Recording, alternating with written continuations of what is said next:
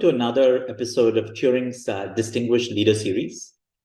Today we have a very special guest, Gokul Rajaram, who I've known for more than a decade now.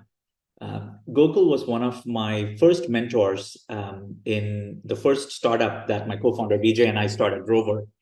And Gokul has such a unique perspective on company building and entrepreneurship, having been a founder of multiple startups. Gokul is also well known as the godfather of AdSense, being one of the co-creators of AdSense. More recently, Gokul's been is a board member at companies like Coinbase, Pinterest, etc., and is an exec at Doordash. Gokul is also one of the most prolific angel investors I know. Gokul's blog has a wealth of advice for founders, entrepreneurs who are building companies. For today, I thought we'll have a conversation with Gokul on his advice for founders operating during wartime. And if we have time, we'll also go into some topics around any relevant advice for operators in larger companies as well. With that, I'll welcome Gokul. Hi, Gokul. Thanks for joining us. Thanks, Jonathan. Thanks for having me. Great to be here. Great. So we can start off with a meaty question. Gokul, like we often think of company building in three phases: the 0 to 10 million in revenue phase, 10 to 100 million in revenue phase, and the say 100 to a billion. In your mind, what are the biggest challenges for companies scaling in each of these phases, and what can CEOs do to address them? Great question, Jonathan. I think these three phases, I think of it as early phase, mid phase, and basically growth or later stage phase. So let's look at the first phase, 0 to 10. The three things I think that matter at the company level are: first, finding product market fit, really trying to figure out, what is the set of customers, who's your target customer, and how do you reach those customers in a scalable and predictable way? And then how do you make them retain? The best metric to measure product market fit is retention and customer love. Obviously, there are various techniques. Superhuman, Rahul has a technique, but retention is a very quantitative, easy way to measure. At this stage, almost every fiber of the company's being should be focused on figuring out who are my customers and how do I reach them in a predictable manner. That's on the business side. The second thing is on the culture side. This is when around 20 to 40 people is when the culture of the company starts to be molded and formed.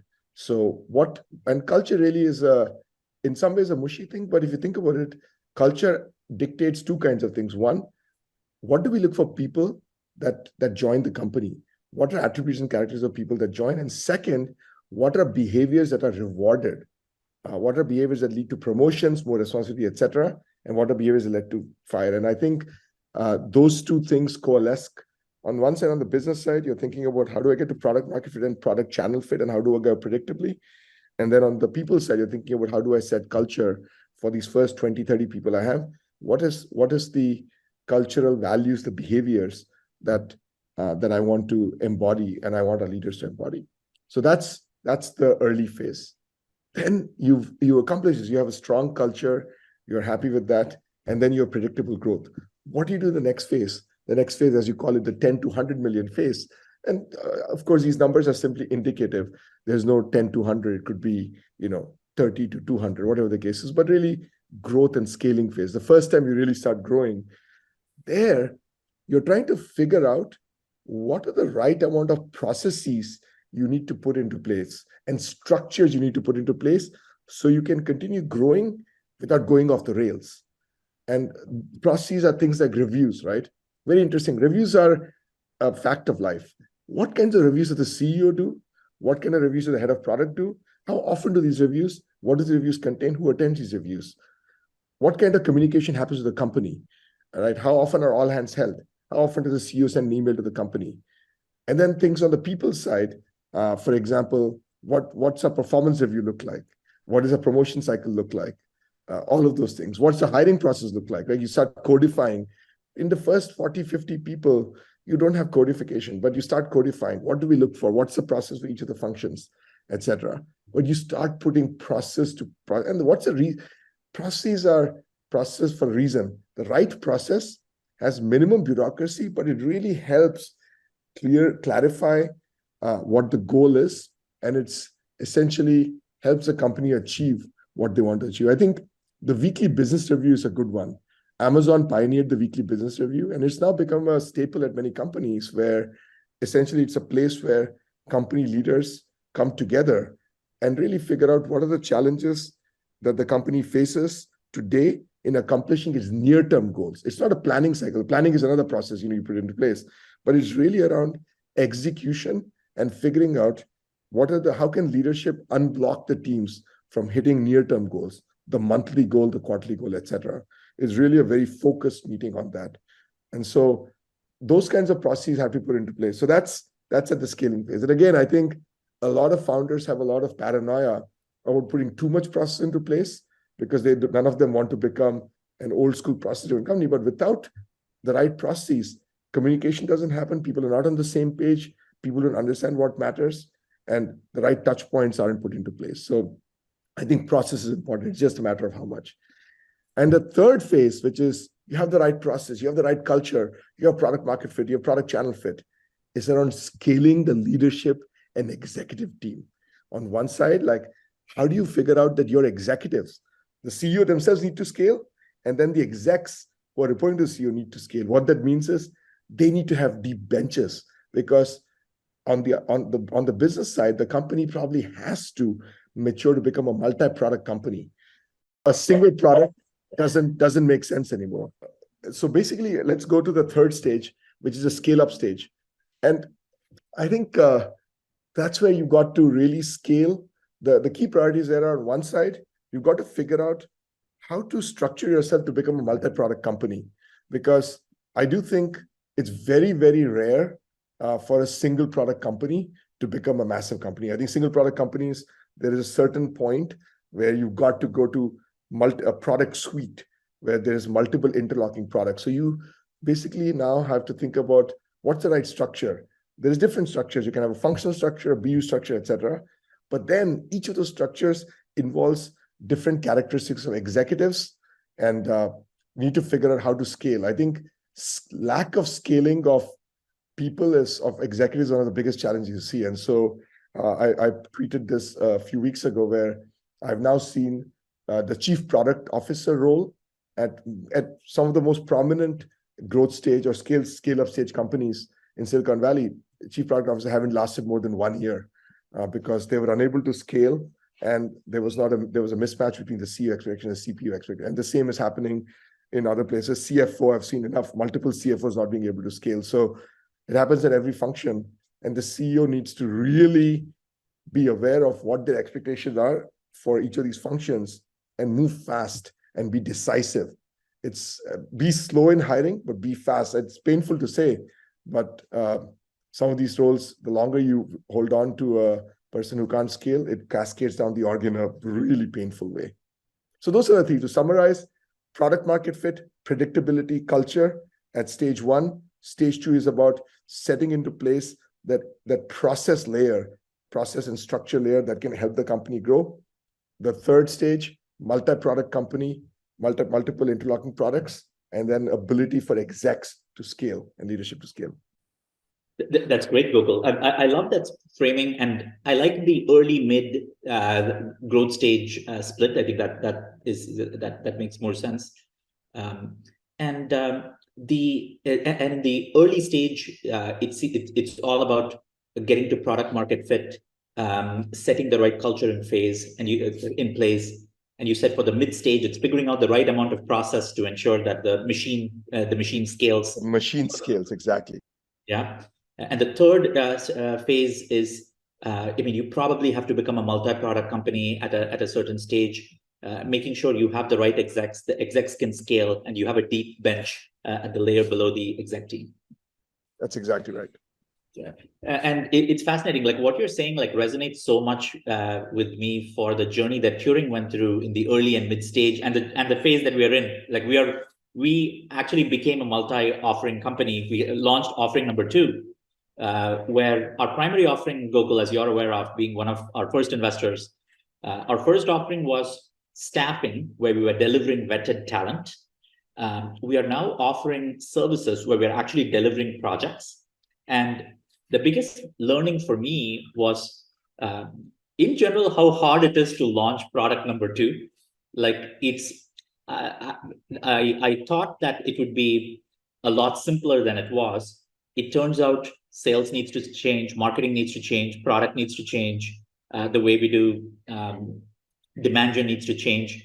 It almost feels like a new company oftentimes, and it cuts horizontally across everything. Like, and I feel like I underestimated like how complex it is to have a company go from one product to 2 products, because the company has like this organizational inertia that still wants to row in the direction of product number 1, and it's like I mean the training the sales team, training the product team, like the metrics that you track are different, like. And you're right, like that seems like the challenge at the late stage. Um, and so to come back to the early stage, Gokul, the early stage when you're iterating to product market fit, setting the right culture in motion, um, I feel like there's a lot that I've learned from you in terms of like how to operate in that stage. One of the lessons that I adopted, actually too late at Turing, but I adopted it, was your idea of a CEO sending a top of mind email to the company every week. So those listening, like in our show notes, we'll add a link to Gokul's blog post on the weekly CEO email. And this has been a game changer for me. Like it's so every week today at Turing, I write an email to the entire company. I actually write 2 emails, one for the exec team and one for the entire company. And basically, it's my reflection of what happened last week, what are some things that we feel good about, but more importantly, what's top of mind for the company for the coming week. These are the main initiatives. This is how our metrics are tracking.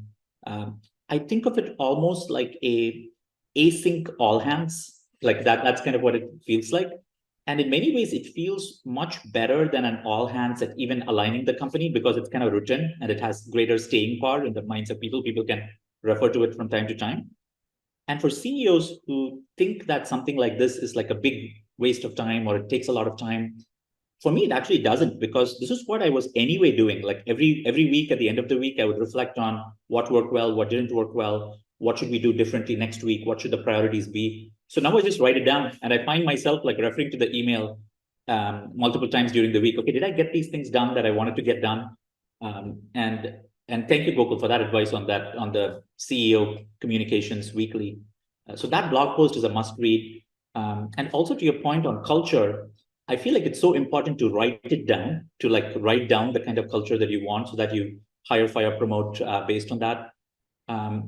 What other advice, Gokul, do you have for that messy early stage of company building? Like from your experience investing in a lot of successful startups, like what do the great companies do well in that early stage? It's a great question. I think culture, you pointed out culture. I've seen that one thing they do well is, I think they go away from CEOs writing, but they really enforce through adding in interviews and other things to, I think of the culture as 2 things. One is my friend Yanda, who's now CRO at Weights and Bias, he articulated that culture is a constitution that basically articulates the behaviors that we live by at the company. And it's the immigration policy of the company, which articulates how we let people into the company. So they basically make it truly a constitution. And I think the best companies, what they do is they create stories.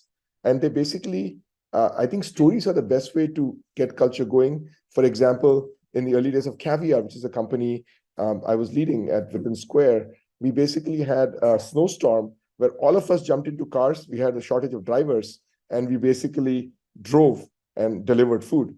And that became part of the stories of Caviar. Similarly, at Square, we had many stories. So stories that exhibit certain values are an important part of company and almost myth building in the early days. And those stories are what people remember and point to as to what behaviors we want to see.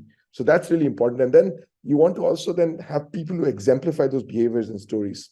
The second thing I think, which is really important, is the absolute focus on the things that matter. I think focus is so important at this early stage. I think companies sometimes drift and start doing multiple products, the CEOs, and I think it's super important to keep everyone focused on one or two things and not have any kind of I would say scope creep or so on happening in the company, because people feel, oh, I've gotten to 1 million in revenue or some scale. No. Even 10 million is not enough. You actually got to go to much more scale before you ever think of a second or third product, like I said. And so I think companies, especially in today's age, there's so much, Twitter and so on.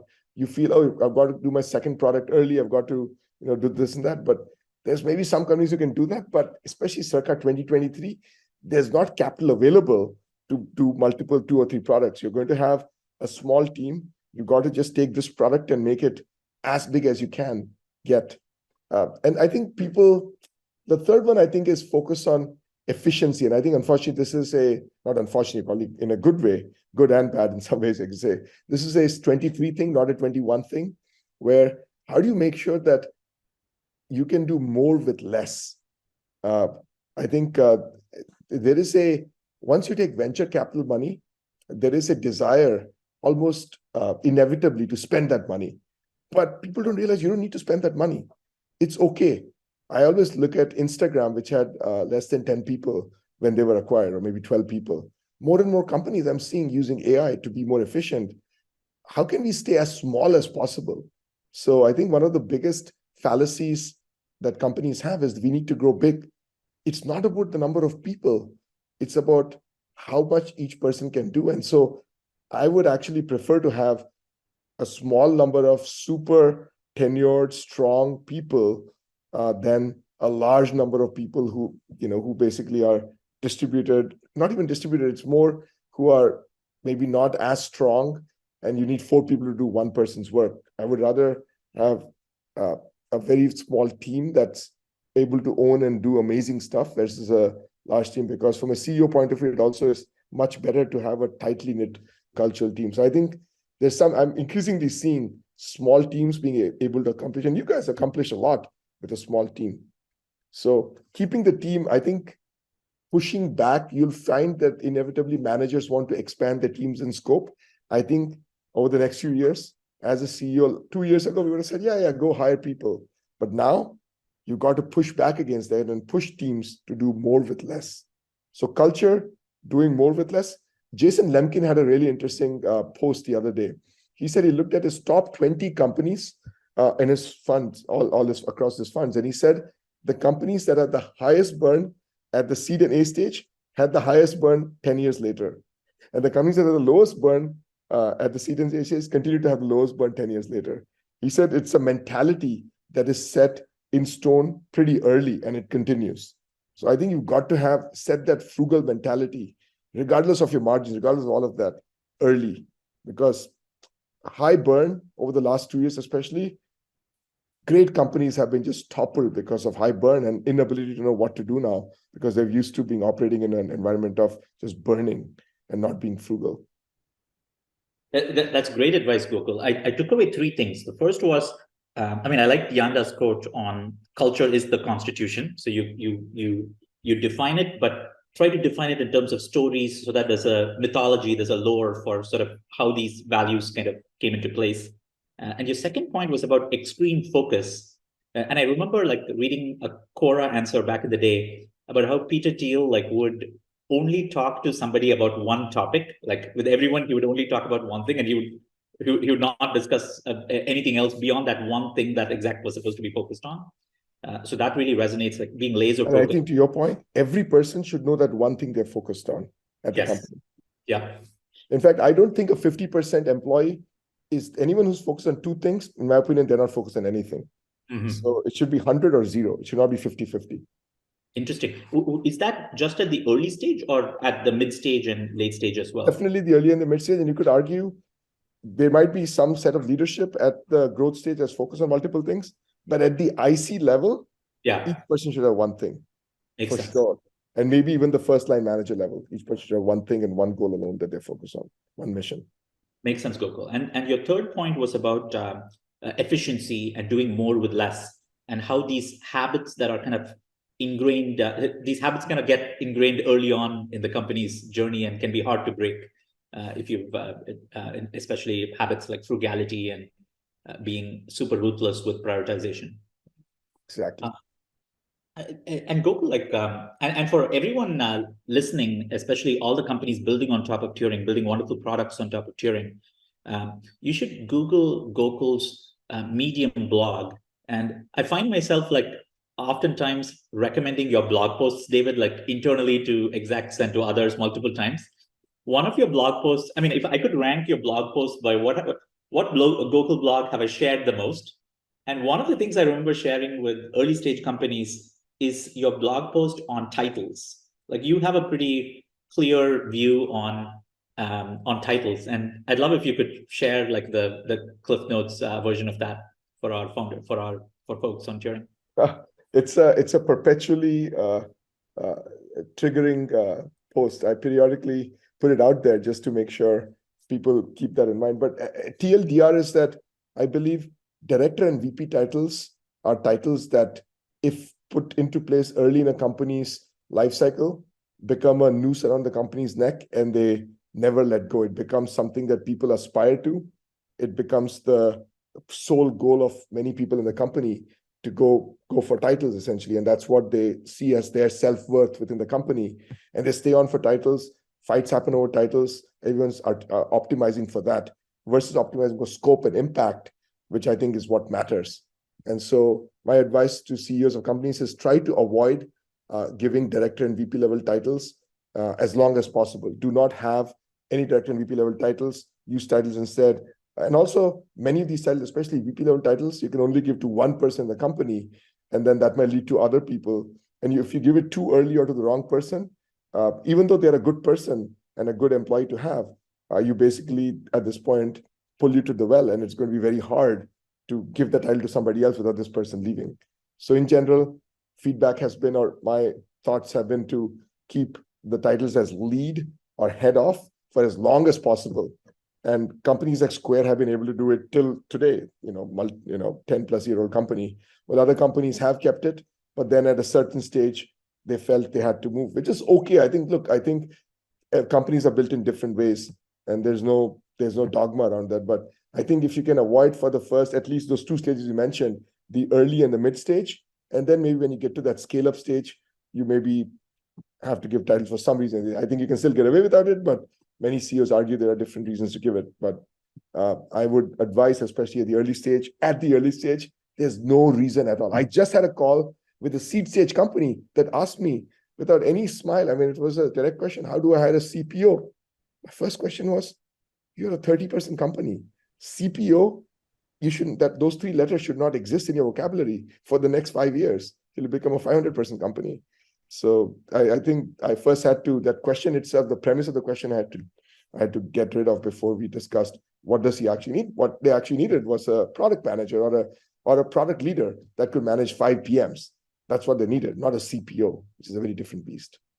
Yep. And at Turing, Gokul, like we moved to your model. Like we now have, we primarily have like the head of X type model instead of the. And how's that worked out? I'm curious. Did you guys have titles before, or C-level titles before? Did you move to that, or did you directly start with that? No, we had titles before, and I would say like 90% of my stress in the first few years of Turing probably came from titles. Like it wasn't like, so your post really resonated. I wish I'd started off with that foundation. So we kind of had to course correct. And I found like an almost 100% correlation between somebody who emphasizes titles during the interview stage to like not working out. Like the standard tendency is, hey, I'm X, and maybe they were director or VP or something else. I'm joining this, I need title Y. And when people came in with a strong view like that, it just tends to not work out. Like it's like it's the wrong kind of ambition in some ways. Jonathan, we need to author a post here because I have so many companies that were never, they basically say, I already have titles ingrained in my company. I can't move to this. And so you can give them a roadmap of how to move from a why it pained you as a CEO, why you had so many challenges with titles, and how your life is now. And you're a scale-up company, how you're able to adapt and manage in this new environment. I think it'd be great to. I've seen that I'm the only person who's out there touting this. So I would love to have more voices of CEOs who are running companies. I'm not running a company. You're running a company without titles, and you moved from titles to no titles. That's incredible. Would love to work with you to put something out there. Absolutely, Gokul. I mean, all the credit goes to our head of people, Eric Kolovson, who came up with this. It's sort of a band-aid. Like given we had titles for so many years, we came up with a system for what is shown externally to the company versus what we will say in the future when this person moves on, when somebody's doing a reference check. So we kind of decoupled the two because we had to go from this transition. So in our internal HR systems, when you look at the org charts, something may not be visible. So we kind of had to tease out three components of this. One was how are people seen inside the company? The second was comp bands, which is something totally different. And the third was how people talk about their experience to future employers. So we kind of tease out those three factors. And obviously, company only cares about internal sort of comms for the most part, like for communication, collaboration, etc. And like I personally just think titles were so toxic, and particularly those some of the titles that you mentioned, like the director VP level ones, like were the most messy to deal with. Like because and again, like most companies, we also had like certain cases where there were some inconsistencies. So it just created issues it created debt to solve later. Awesome. Well, there's probably not a coincidence because Eric's brother Jeff worked at Square. And so, the Square, happy to see that the DNA, but yeah, we need companies like you to make it so that people don't feel there's only one or two companies out there. We need more growing companies like you to be able to embrace that. Awesome. We'll share our story, but we'll link to your blog post and say, don't do, ideally you've done this like on day zero. Like we did it on like, I don't know, metaphorically, maybe at the mid stage rather than. And that's harder. I mean, that's even more creditable. And that's what I'm so excited. The cultural change, people no longer are thinking, I'm director. I mean, you're taking something away from people. That's much harder than if you never gave it to them in the first place. Yeah, that's right. That's right, Gokul. And coming to the mid stage, right? Like when there is that process that's coming in. This is such a fascinating stage. And looking back at Turing, like I remember this phase very well, where you kind of have the pirates, like the people who built sort of the 0 to 1 of the company, now starting to meet some members of the Navy who are joining the company for this stage. And that there's that classic clash of, hey, we're going too slow now because we have too much bureaucracy, too much process, too much gatekeeping. There's all this planning that we're doing, and I'm spending so much time on these perf reviews or these other things. What's your advice to founders navigating this messy middle where you kind of have to grow up a little bit? You have to retain some of the things that got you here, but while recognizing that what got you here won't take you to the next level.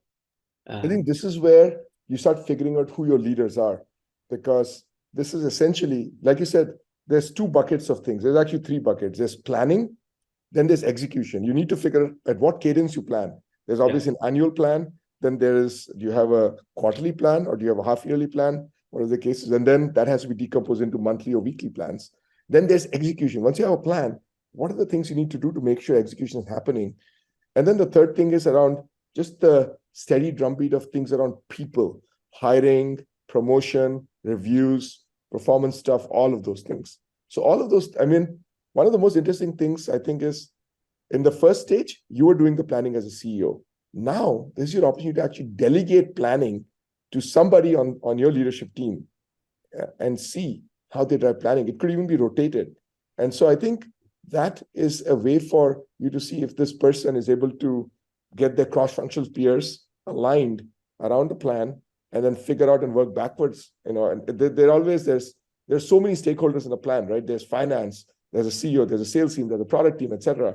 How do you make sure there is a unified plan that everyone buys into, but that's still aspirational? There's aspirational on one side, but also realistic. It's a very challenging endeavor. But I think this is where I've seen great leaders come out of essentially people who run the planning process. So the best leaders, they basically showed that they could do this and impressed the CEO and got new assignments with more scope and impact by running a cross-functional amazing plan. The same is true with execution. You've got these weekly or quarterly or monthly meetings that, like I said, the weekly business review, right? It's probably one of the most critical. Do you have a weekly business review, Jonathan, at Turing? Yes, we do. We do. We do, right? So who runs that, right? It should not be you running that. But the person who runs that has incredible responsibility. Yep. Their responsibility is to figure out how to get all the things that are going on, out of that, filter out the most important things and figure out what are the actions needed. Because in 1.5 hours, you have to communicate through a pre-read to the leadership team. What are the things that are going right? But more importantly, what are the things that are going wrong? And what is the recommendation? How do we give enough space for discussion, thought, and then action?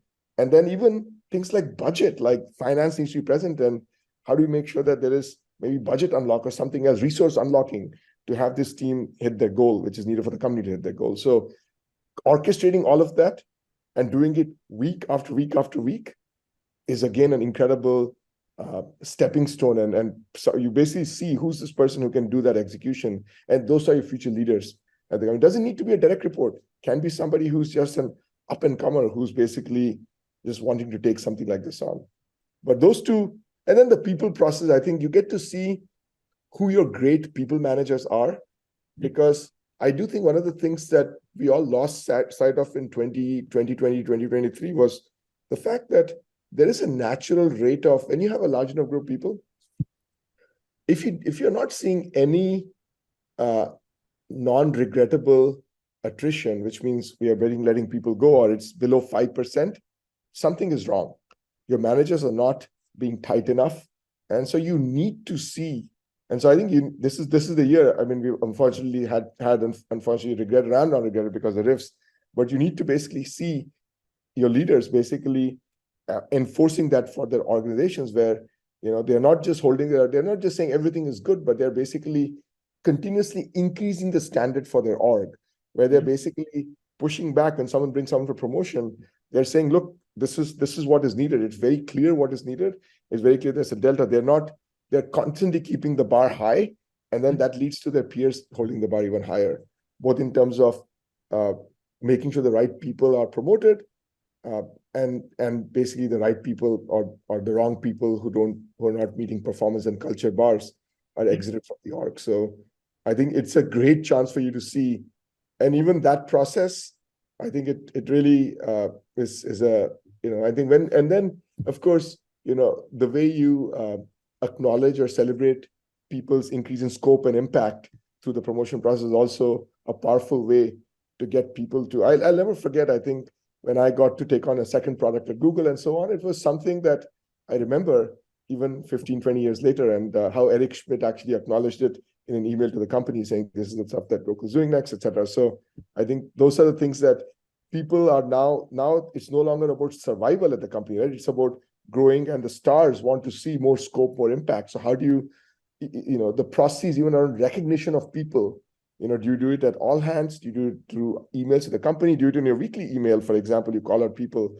It's very, very important. You need to keep your eye on who are the future stars of tomorrow, and make sure you need to have one-on-ones with them as a CEO to make sure you know what's on their mind. Are they excited about the company? And many of them see things that you don't see as a CEO. You need to use them as your antenna throughout the company. And that's the other thing. As a CEO, one process that the CEOs themselves need to adopt is you need to go to the different team meetings. If you just sit in your staff meeting day in and day out, you're not going to get everything. You need to go to small group meetings that are happening. I used to do it once a quarter, where I basically make a list of all the small group meetings that are happening. And once a quarter, I would show up for the second half. Typically, there would be 1 hour meetings. I would show up for the second half of the meeting. Support team meeting, product team meeting, merchant team meeting. And then I would just say, listen, here's the top 3 things on my mind. But with respect to your team, what's on your mind? be completely open. And I would sometimes send the manager out. I'd say, I just want to have a direct chat with you. Yeah. And so it gave people so much, it felt that they had a one-on-one connection and they would then approach me in the hallways, etc. But it just gave them freedom to just express, and you learn a lot of things that are going on, right and wrong at these teams. And if no one asks anything, they'll also send you a signal that that team culture is probably not conducive to open dialogue. Yeah, yeah. Gokul, those were a lot of insights. I took away a few things. One was this is the time you separate out planning and execution. The second was you have to run the weekly business review meeting, and I'm going to come back to that. I want to talk to you more about that. And the CEO probably shouldn't be running the WBR. And your third point was around really tightening up the people processes, like Correct. particularly non-regrettable attrition, like constantly keep editing the team, as Jack used to say at Square, right? Editing the team, but also figuring out how to get your stars. Like now, stars are emerging. How do you make sure you're constantly giving them more responsibility? And even sometimes going outside of the regular promotion process. Yeah. One of the best things Jack ever did was take a mid-level product manager called Brian Grassadonia and move him directly to the leadership team of the company and make him the head of Cash App. Mm-hmm. And I think just like Jack Welch, if you remember, Jack Welch he was not a direct report of the CEO. He was one level down. He was two levels down from the CEO, and he was promoted to be the CEO of GE. And so those are the kinds of people. I mean, you can't age, experience, etc. much less important than the trajectory of the person, the slope of the person. Yeah. You talk about the incredible slope, it would be criminal to let them go around the same. I mean, at Facebook, I think Fiji, who's now the CEO of Instacart, got 2 promotions simultaneously in the same cycle. So you got promoted twice. So those are the kind of, you see a superstar, you do stuff outside of band for them. Yeah. It makes sort of, I remember your point about optimizing for slope, not the y-intercept. And your other point too was insightful, Gokul, like on the, so it was about the WBR. Maybe let's come back to the WBR for a second. Yes. What's your what have you seen as a really good format for running a WBR at this mid-level stage, like for companies? One, pre-read. There needs to be a pre-read, ideally a 6-page pre-read, maximum 6 pages, even shorter. I think I'm seeing now 6 pages, especially with dense numbers, are very hard for people to consume. And WBR is all about numbers. It's about, not as much about, there's some narrative, but it's all about numbers. And the pre-read has to be focused on where's our goal for this month. And typically, you need to be very clear about, it's typically at public companies, it's quarterly, but at younger companies, it's probably the monthly goal, because quarterly goals are a little bit more chaotic at younger companies. So it's where are we on the monthly goal and how far away are we and what is preventing us from hitting that goal? And basically, it's really taking the delta and figuring out what is going on, and what are the actions that could be recommended, and having some time for the possibility of different actions that could bridge the gap between where we are today and the goal. So a crisp pre-read, ideally a 3-page pre-read. And then when you start I think the one important thing about WS, who are the attendees at the WBR? The natural tendency is, it should be the CEO and the direct reports. Not necessarily.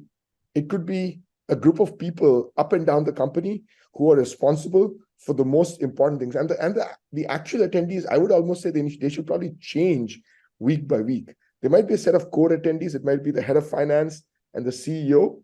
But then the actual people sometimes the head of engineering might not be needed to have their product, but sometimes they might be, depending on what we're discussing. So it's really based on the topics at hand. It's really driven.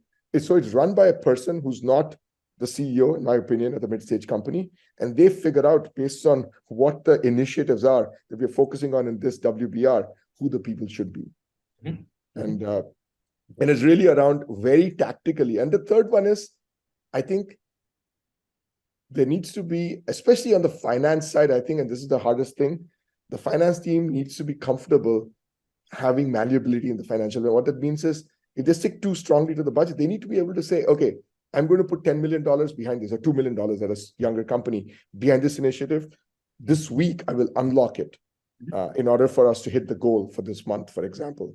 And those are the kinds of budget and resourcing changes that need to be made on the fly or as a result of WBR. So people who are attending WBR, they need to come to it with open minds, knowing that their priorities, including their budgets, etc., could be very different at the end of the WBR. Ultimately, a WBR is not useful if no action gets taken.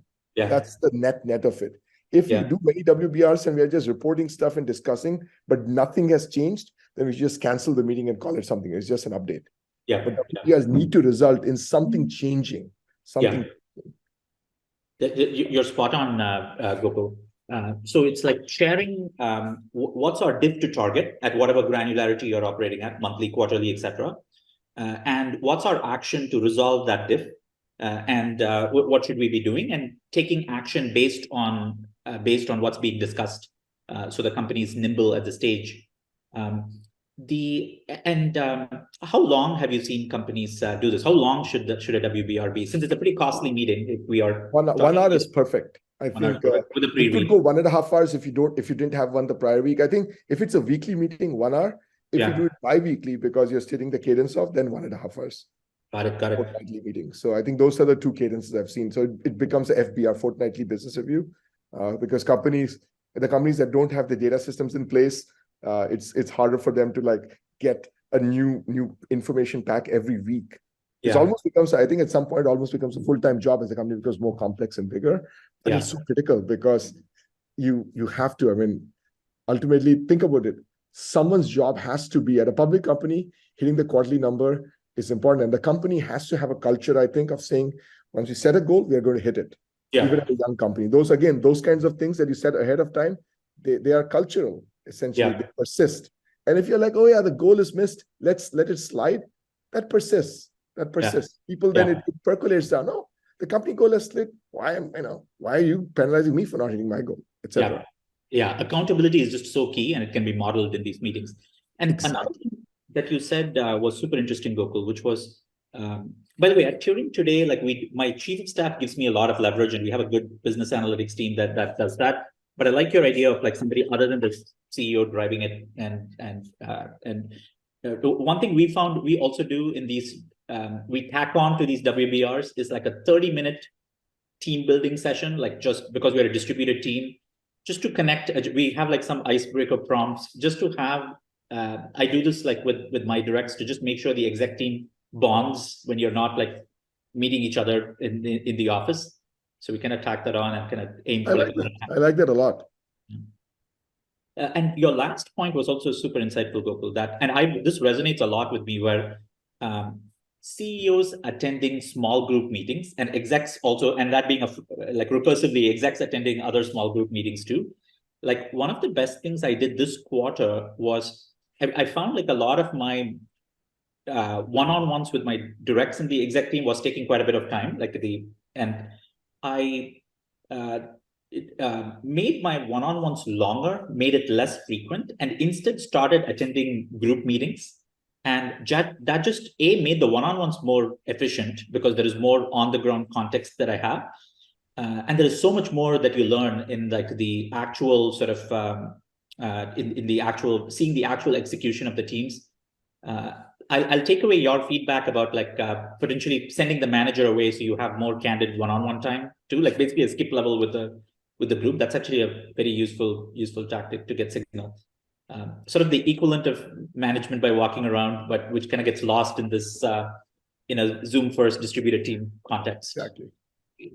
That's great. It's in a way a version of sending your weekly email. Everyone is trying to wonder what's on your mind in some ways, right? And especially sometimes the weekly email is great, but it talks about the 3 things at the highest company level.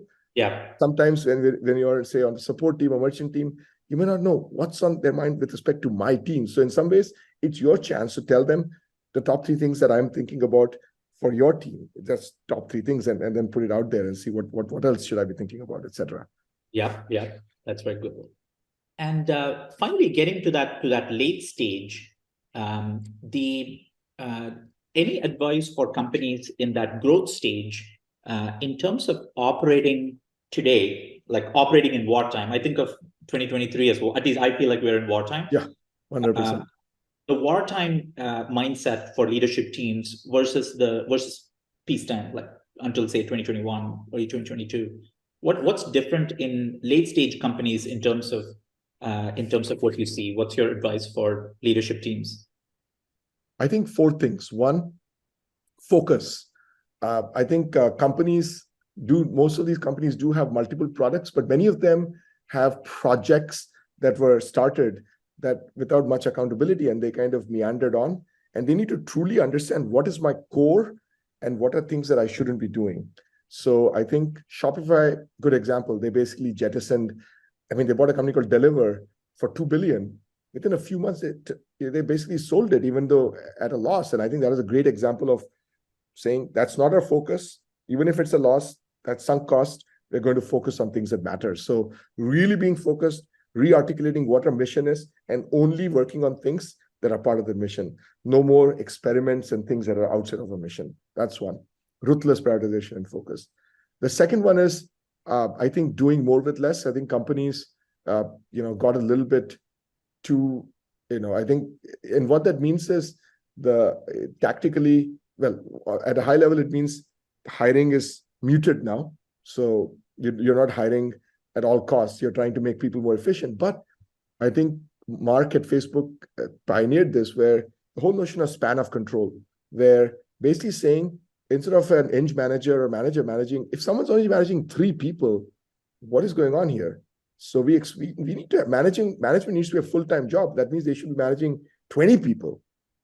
Why 3 people? So basically identifying roles which have a very small span of control and either eliminating them or merging them with other managerial roles so that you have many more people. If you're managing only 3 people, you're basically an IC. We should not have that role anymore. And so I think really looking for those kinds of points where there's that role is redundant.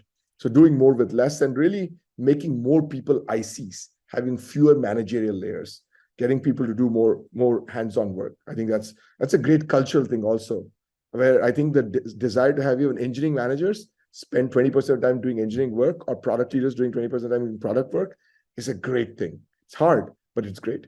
The third one is, I think, this is at the mega company level, which is balancing profitability and growth. So I think almost every initiative, I think, now is being judged by payback period, and this is true of any investment. But the company overall, I think, increasingly the growing at 200% while burning a lot of money is inferior, or deemed inferior, at least over the next couple of years, to growing at 50% while making 30% EBITDA margins. So basically having a different calculus around profitability and growth than existed earlier.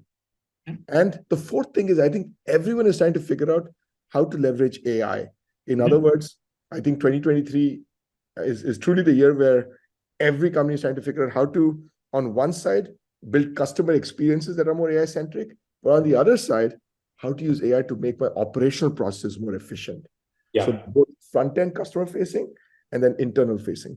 Yeah, that's great, Gokul. That everything that you said resonates. I'm smiling because your last point about AI, like that was one of our board sections. Exactly those two things. How is Turing using AI to deliver better experiences to our customers and users? And second, how are we using AI to become more efficient ourselves? And I think that's very much it. And I like your 4, like ruthless prioritization, doing more with less, and balancing profitability and growth. And of course, like leveraging AI in the right way. And that maybe is the perfect segue for our last question. 2023 maybe is the year of AI and efficiency, and both maybe are tied together. Like at Turing, like we believe AI transformation is the new digital transformation for a lot of enterprise companies. A lot of companies have to become AI companies. A lot of products are AI products. It's hard to find too many roles that are not going to be transformed by AI, either to give a lot of leverage or to, in some cases, automate pretty significantly.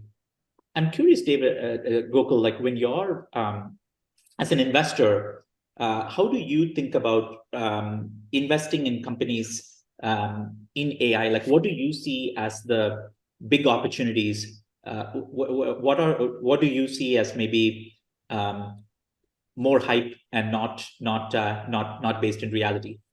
Yeah, one of the most interesting opportunities I've been looking at in investing is in verticals, where there are these verticals which have a lot of unstructured data, which we've never actually done anything with. Legal is a great example. If you think about it, if you're a litigator, you have essentially this, you have all this you have to go through this and come up with evidence to figure out what the right evidence is to use to make your case. So much data and so much information, and you have no idea how to make sense of it. So there's a lot of interesting stuff. Similarly, healthcare, there's so much data on patients, and then you have to create these insurance claims or billing record things, all of these things.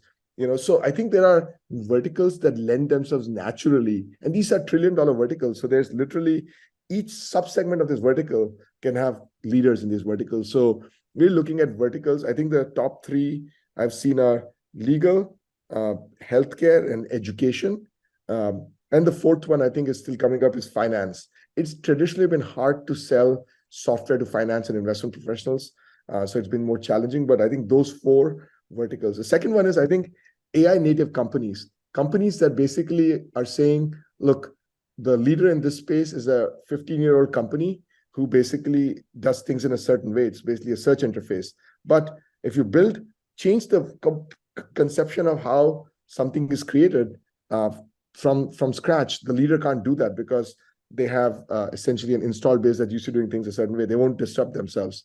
And so let's build an AI native experience. I think, for example, I'm not invested in a company called Tome. Tome basically changes how you create presentations. They basically just describe it and they build a presentation from scratch. Now, you could argue that Google Slides or Microsoft PowerPoint could do that, but their customers are used to using it a certain way. They can add AI features to it, but will they completely natively change how a presentation is created? Unclear. So I think in those things, the horizontal areas, it's going to be very interesting to see how incumbents leverage their distribution, and the fact that all of them have been, the Microsoft, Google, Facebook, all of them are leaders in AI. And so they have the expertise. But the question is, are they going to transform their experiences faster than the disruptors or insurgents can build these experiences and grow? Like Tome, I think, is at millions of users within less than a year of launching. I'm like, where is the Google Slides version of Tome? Where's the PowerPoint version of Tome? Hasn't launched yet. They should be launching those instantly. But Tome is moving really fast and disrupting. So it should be a fascinating thing there. I think one of the most challenging questions for me has been more from an industry observer perspective is foundational models themselves. The companies we know and love, OpenAI, Anthropic, Bard, ChatGPT, all of those things, are those going to become commodities, or are those going to be true businesses? Because is NVIDIA going to capture most of the value because the margins of these things are so low, the gross margins, and there's constant pressure from enterprises, and they've made it so that you can access their functionality through an API, and the APIs are somewhat interchangeable. So how do you build defensibility within these models? It's crazy because there's so much technology behind them, right? It's not just like a payment processor where it's just there's so much technology underlying it. So it's very painful to see that they can be commoditized. But I almost feel if you're a startup, you could just switch from OpenAI to Bard to Claude super easily. Yeah. And so what's the moat that any of them have? That's great, Gokul. I think we're at time. This was a fascinating conversation. One last book recommendation for founders. If there's one book you'd recommend, what would that be? Well, it's a classic ones. I've read them multiple times. I would say essentially 0 to 1, I think is my number one book. I think it's just reading it again makes you realize it's okay to not. The number one thing I always take away from that book when I read again is it's okay to be in a niche market to start with. Yeah. It's much more important to dominate a niche market and a blue ocean market than to basically go into a commoditized massive market. So the whole notion of trying to go after big markets is silly. Instead, go after a small market, but and then Ben Horowitz's book, The Hard Thing About Hard Things. I think whenever I face a challenge in business, reading a random chapter of that book makes me feel happy. Because Ben went through hell and back in his experiences as he recounts, and it's just inspirational to see how he dealt with it. Right. He always talks about, again, the quote I always remember from that book is, sometimes there's no silver bullet, there's only lead bullets. And so, there's no silver bullet, and that makes me good. That's when you feel good. You know what? There's no silver bullet. That's okay. We will use lead bullets. Great. Thank you, Gokul. This was wonderful. Really enjoyed the conversation. Thank you so much. Thank you. Thanks, Jonathan.